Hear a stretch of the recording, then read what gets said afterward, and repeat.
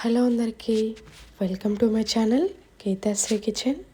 ఈరోజు ఈ వీడియోలో నేను మీకు మరో కొత్త స్నాక్ రెసిపీ చేసి చూపించబోతున్నానండి. పిల్లలు స్కూల్ నుంచి ఇంటికి రాగానే 10 నిమిషాల్లో ఇలా చేసి పెట్టండి. ఎప్పుడు ఒకేలా కాకుండా ఒకసారి ఇలా ట్రై చేయండి. వీటిని సింపుల్గా 10 నిమిషాల్లో తయారు చేసుకోవచ్చండి. వీటికి ఎలాంటి ఫర్మెంటేషన్ అవసరం లేదు, అలాగనే ఎక్కువ ఇంగ్రీడియంట్స్ కూడా అవసరం లేదండి. చూడండి ఎంత సాఫ్ట్గా స్పాంజ్గా ఉన్నాయో. లేట్ చేయకుండా ఎలా తయారు చేసుకోవాలో చూపిస్తాను రండి. వీడియో చూసే ముందు ఒక లైక్ చేయండి. ఒక మిక్సీ జార్ తీసుకొని అందులోకి 1 కప్పు వరకే సుజీ రవ్వను వేసుకోవాలి. ఇప్పుడు దీన్ని ఈ విధంగా మిక్సీ పట్టి తీసుకోవాలండి. ఇప్పుడు ఇందులోకి రవ్వ తీసుకున్న కప్పుతో 1/2 కప్పు కన్నా కొంచెం ఎక్కువగా పెరుగును వేసుకోవాలి. అలాగే కొన్ని నీళ్లు వేసి ఈ మిశ్రమాన్ని ఇక్కడ నేను చూపిస్తున్న విధంగా ఈ కన్సిస్టెన్సీలో మిక్సీ పట్టి తీసుకోవాలండి. ఇప్పుడు ఇందులోకి రవ్వను తీసుకున్న కప్పుతోనే 1/2 కప్పు వరకు గోధుమ పిండిని వేసుకోవాలండి. ఇప్పుడు ఈ రవ్వ మిశ్రమంలో గోధుమ పిండి మొత్తం కలిసే విధంగా ఏదైనా స్పూన్ తీసుకొని అంతా కూడా కలుపుకోవాలండి. 1 కప్పు సుజీ రవ్వకి 1/2 కప్పు గోధుమ పిండి కరెక్ట్గా సరిపోతుందండి. పిండిని ఎక్కడ కూడా గడ్డలు కట్టకుండా ఈ విధంగా కలుపుకోవాలండి. ఎక్కడైనా ఉండలుగా ఉంటే ఇక్కడ నేను చూపిస్తున్న విధంగా స్పూన్తో ఇలా స్మాష్ చేసుకుంటూ కలుపుకోవాలి. చూడండి కన్సిస్టెన్సీ ఇక్కడ నేను చూపిస్తున్న విధంగా ఉండేలా చూసుకోవాలండి. ఈ విధంగా ఉంటే సరిపోతుంది. ఇప్పుడు ఈ పిండిని 10 నిమిషాల పాటు పక్కన పెట్టేసుకోవాలండి. ఎక్కువసేపు అవసరం లేదండి. మనం ఆయిల్ డీప్ ఫ్రై చేసుకోవడానికి హీట్ అయితే సరిపోతుంది. ఇక్కడ నేను 10 నిమిషాల పాటు పక్కన పెట్టుకున్నానండి. మళ్ళీ 10 నిమిషాల తర్వాత మూత తీసి చూపిస్తున్నాను చూడండి.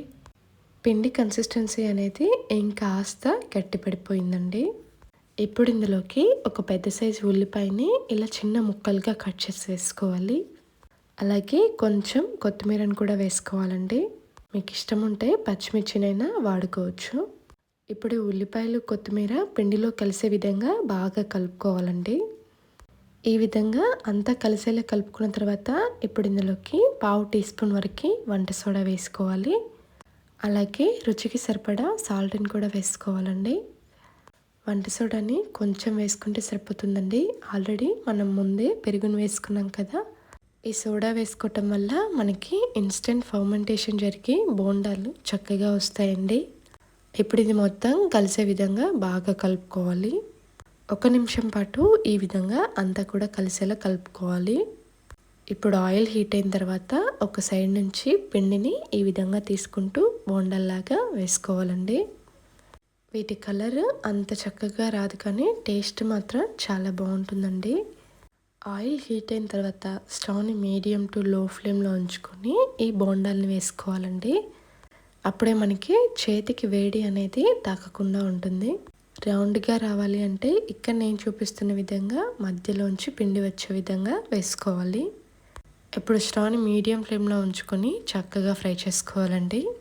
ఇక్కడ నేను చూపిస్తున్న విధంగా లైట్గా కలర్ మారిన తర్వాత ఈ విధంగా గరిటెతో తిప్పుకోవాలి. ఆయిల్ హీట్ అయిన తర్వాత వేసామంటే తొందరగానే ఫ్రై అయిపోతాయండి. ఎక్కువ టైం కూడా తీసుకోవు. మీరు కూడా తక్కువ టైంలో ఏదైనా స్నాక్ చేయాలి అనుకుంటే ఇలా చేసి పెట్టండి. ఇన్స్టెంట్గా చాలా బాగుంటుందండి. క్విక్గా చేసుకోవచ్చు, అలాగే టేస్ట్ కూడా సూపర్గా ఉంటుందండి. ఇప్పుడు వీటిని ఇలా లైట్ బ్రౌన్ కలర్లోకి వచ్చే వరకు ఫ్రై చేసి తీసుకోవాలి. అంతేనండి, బోండాల స్నాక్ రెడీ అయిపోయింది. ఒకసారి మీరు ట్రై చేసి మీకు ఎలా వచ్చిందో తప్పకుండా కామెంట్ చేయండి. ఈ వీడియో మీకు నచ్చితే మీ ఫ్రెండ్స్ అండ్ రిలేటివ్స్కి షేర్ చేయండి.